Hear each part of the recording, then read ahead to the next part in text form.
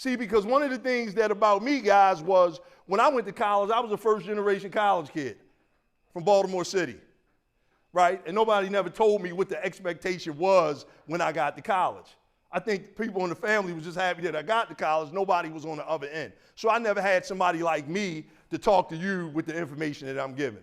So as I told you, all the different audiences that I talked to, parents here, student athletes here, D1 schools here, baseball teams here, lacrosse teams over here.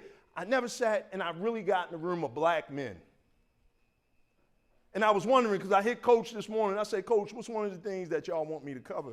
Because I know it's something that repetitively that you all talk to them about on a consistent basis.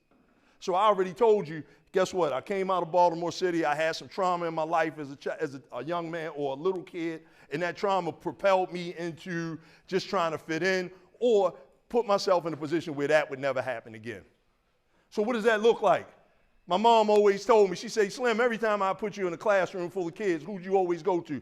You always went to the bad apples. Every time I got locked up or arrested, who did I always go to? The bad apples. Who did I always want to impress? The bad apples. Who did I want to go ahead and impress and say, guess what, I got to get locked up and arrested because I know if I prove to you I won't snitch on you, or if I go to jail and don't nobody rape me or rob me or violate me, I come home and I got street credibility.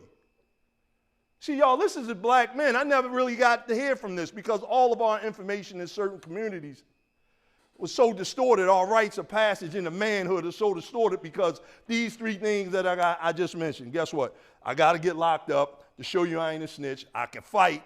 I got to defend myself. I can do this. I can get high and I can follow the crowd. But at the end of the day, this ain't really what being a man is all about.